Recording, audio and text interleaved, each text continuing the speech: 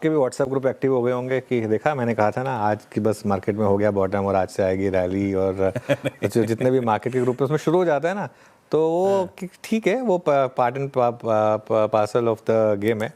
देखिए ये जो पिछले 1 घंटे का मूव है इसको सिर्फ एक relief rally short covering move ऐसा कुछ समझें। आई थिंक इस समय हम एक सिचुएशन में हैं जहाँ ओवरनाइट रिस्क आई थिंक बहुत कम लोग कैरी करना चाहते हैं। इवन शॉर्ट साइड पर भी आप ओवरनाइट रिस्क नहीं करना चाहते इस मार्केट में। लेकिन मेरा व्यू ये है कि आप अपनी फंसी हुई पोजीशन से बाहर निकलें, इस रैली को यूज़ करके कोई भी लॉन्ग पोजीशन ओवरनाइट ना कैरी करें। हेज करना चाहें तो दिक्कत ये होगी कि ऑप्शंस काफ़ी महंगे, तो उसमें आप हेज नहीं कर पाएंगे। ओवरनाइट क्या डेवलपमेंट हो जाए हमें नहीं पता। आप देखिए अभी तो हो सकता है कि कल निफ्टी में 200 पॉइंट का गैप अप हो जाए, और इन दैट केस मैं बोल रहा हूँ कि आप न्यूट्रल रहें, और कल सुबह अगर गिफ्ट निफ्टी 200 पॉइंट ऊपर हो तो आपको लगेगा कि मैंने क्यों नहीं कैरी किया, वो रिस्क रहेगा। लेकिन वो 200 डाउन हुआ तो उसका रिस्पॉन्सिबिलिटी कौन लेगा? तो मैं तो नहीं लेना चाहता कम से कम। तो इसके लिए मेरा व्यू तो बहुत सिंपल होगा, कल सुबह अगर मार्केट गैप अप खुले गैप डाउन खुले, अभी तो मैं ये कहूँगा कि आप कोई पोजीशन ना कैरी करें, क्योंकि कोई भी स्टॉप लॉस आपको ओवरनाइट रिस्क से नहीं बचाएगा। स्टॉप लॉस आप इंटरडे में लगा सकते हैं, ओवरनाइट में थोड़ा ना कोई आप स्टॉप लॉस लगा सकते हैं। वो खुलेगा ही अगर आपके लेवल के नीचे, फिर क्या का स्टॉप लॉस रहेगा। ये रैली कभी भी फेल होने का रिस्क रहेगा, अभी भी बड़ा ट्रेंड डाउन साइड का है। हाँ, ऐसे 3-4 दिन और मिल जाए जिसमें हम इस तरीके से डे हाई पर अगर बंद हो जाए तो जरूर थोड़ा सा। निफ्टी और नोमुरा दोनों ने ही निफ्टी के टारगेट्स में कटौती की और बड़ी कट यहाँ पे आपको देखने को मिलेगी। निफ्टी के साथ सिटी के साथ शुरुआत करते हैं, जहाँ पे निफ्टी दिसंबर 2026 का जो लक्ष्य था उनका 28,500 का, उसे घटा के 27,000 कर दिया है। काफी इंपॉर्टेंट बातें उन्होंने कही अपनी रिपोर्ट में, जहाँ पे उनका कहना है कि 2027 की जो कमाई पर असर होगा उसकी वजह से वैल्यूएशन डाउन रिस्क यहाँ पे नजर आ रहा है। पहले 20 का अनुमान था, अब वो सीधा 19 का कर दिया है। उनका ये भी कहना है कि अगर अगले 3 महीने में कच्चे तेल के भाव ऊपरी लेवल पर रहे तो FY27 में ग्रोथ पर इंपैक्ट दिखेगा। 20 से 30 बेसिस पॉइंट का डाउनसाइड रिस्क यहां पर देखने को मिल सकता है।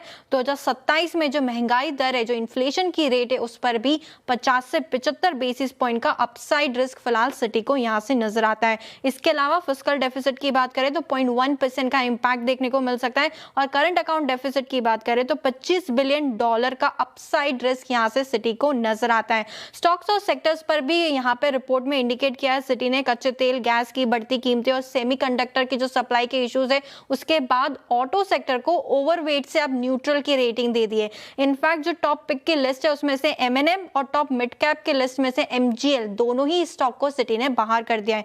सेक्टर्स पर ओवरवेट है, ओवरवेट की कैटेगरी में बैंक, हेल्थ केयर, टेलीकॉम और डिफेंस जैसे आपको सेक्टर्स नजर आएंगे, और अंडरवेट में IT सर्विसेज, मेटल्स और कंज्यूमर स्टेपल जैसे कुछ काउंटर्स हैं। नोमुरा अगर इसकी रिपोर्ट देखें तो ये काफी इंटरेस्टिंग है। उन्होंने दिसंबर 2026 के लिए अपने निफ्टी का लक्ष्य घटा के 24,900 का कर दिया, जो कि पहले 29,300 का था। निफ्टी में जो हमने लगातार गिरावट देखी है, और नियर टर्म में नोमुरा का मानना है कि 5% से ज्यादा की गिरावट और भी देखने को मिल सकती है। स्मॉल और मिड कैप शेयर्स में गिरावट ज्यादा रहेगी। अर्निंग्स एस्टिमेट में भी कटौती की गई है, 7.5% की कट यहाँ पर नोमुरा ने लिया है। पी मल्टीपल्स में कटौती की है, और इनफैक्ट उनका भी यही कहना है कि ऑयल के प्राइसेस ऊपर रहे तो FY27 के अर्निंग्स 10 से 15% तक घट सकते हैं। 5% से ज्यादा की अगर गिरावट रही लंबी अवधि तक तो हो सकता है कि इन्वेस्टर्स के पास एक मौका हो इन्वेस्टमेंट करने का। उसके बाद फिलहाल उनका यही कहना है कि वैल्यूएशन ड्रिवन स्टॉक्स पर इन्वेस्टर्स फोकस करें, ना कि नरेटिव्स पर। इस माहौल में जो सेक्टर्स आउट परफॉर्म कर सकते हैं करेक्शन के दौरान, उसकी लिस्ट में आपको नजर आएंगे utilities, coal companies, oil producers, health care, pharma. हालांकि नोमुरा कंज्यूमर स्टेपल्स पर भी पॉजिटिव है। देखिए, जिस प्रकार के हालात फिलहाल मार्केट में अभी देखने को मिल रहे हैं, उससे तो यही लग रहा होगा आपको कि इंडियन मार्केट में रिकवरी चालू हो गई है, लेकिन ऐसा नहीं है। मार्केट की तरफ से जैसी स्थिति अभी देखने को मिल रही है, उससे संकेत साफ है कि जो डाउन ट्रेंड है मार्केट में वो अभी भी इनिशिएट है, और छोटी मोटी तेज़ी से मार्केट फर्क पड़ने वाला है नहीं। जब तक बाज़ार में 3 से 4 सेशन ऐसे ही तेज़ी नहीं रहे, तब तक कोई भी तेज़ी का रुख जो है इंडियन मार्केट की तरफ से देखने को नहीं मिलेगा। और आप ये चीज़ ध्यान रखिए कि आने वाले दिनों में इंडियन मार्केट के हालात और भी ज़्यादा बिगड़ सकते हैं। जब मैं आपसे पहले भी बात कर रहा था तो बात यही कर रहा था कि मार्केट के लिए अभी भी एक बड़ा गैप बना हुआ है, जो बाज़ार को 21,000 21,500 के बीच में लेकर जा सकता है। तो देखना होगा कि किस प्रकार से आने वाले दिनों में बाज़ार की स्थिति रहेगी। देखिए, कोई बड़ी खबर युद्ध को लेकर ज़्यादा टेम्परेरी नहीं आई हैं, क्योंकि इतने दिनों से कुछ ना कुछ जो है फ़र्क मार्केट में पड़ता हुआ नज़र आ रहा था। लेकिन अब युद्ध का असर धीरे धीरे तो कम होगा, लेकिन यदि बीच बीच में कुछ ना कुछ बड़ी खबरें फिर से आती हुई दिखाई दी तो वो भारतीय मार्केट के लिए काफ़ी नेगेटिव साबित हो सकती है। तो देखना होगा कि स्थिति में आने वाले दिनों में कैसे सुधार रहता है। लेकिन ये जो तेज़ी देखने को मिली है आज के दिन, ये तेज़ी टेम्परेरी तेज़ी है। ये केवल रिटेल निवेशकों को फंसाने की स्थिति है और यहाँ से नहीं लग रहा है कि मार्केट में कोई बड़ी रैली देखने को मिलेगी। फिलहाल ठीक ठाक स्थिति आज इंडियन मार्केट में लास्ट के टाइम में देखने को मिली है।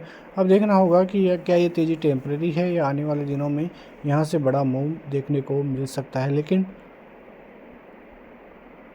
जो आज का हाई है वो भी काफ़ी इम्पोर्टेंट है। यदि हाई कल भी ब्रेक होता है तो वहाँ से फिर से गिरावट देखने को मिल सकती है। तो अब देखना होगा कि स्थिति किस प्रकार से इंडियन मार्केट में आने वाले दिनों में रहती हुई नजर आएगी। फिलहाल निफ्टी 23,400 है, 23,550, 23,600 ये जोन काफ़ी इंपॉर्टेंट है। यहाँ से मार्केट रिवर्स से लेता हुआ फिर से नज़र आ सकता है। सपोर्ट जोन अब देखें तो 23,200 का सपोर्ट जोन है और ये अच्छा सपोर्ट जोन नहीं है, ये टूटने के आसार दिखाई देते हुए नज़र आएंगे। वहीं बैंक निफ्टी की बात करें तो 54,000 फिलहाल चलता हुआ नज़र आ रहा है। 54,400 की क्लोजिंग यहाँ पे देखने को मिल रही है, लेकिन 54,800 और 55,000 का रेजिस्टेंस जोन रहते हुए बाजार के लिए सपोर्ट जोन की बात करें तो 54,000 53,800 का सपोर्ट जोन रहेगा। यदि वो ब्रीच होते हैं तो फिर से बड़ी गिरावट मार्केट की तरफ से देखने को मिलेगी। बैंक निफ्टी का जो नीचे का बड़ा टारगेट है वो 50,000 है, उसके नीचे 47,000 का टारगेट बैंक निफ्टी की तरफ से दिखाई दे सकता है। मिलते हैं नेक्स्ट वीडियो में, तब तक के लिए जय हिंद।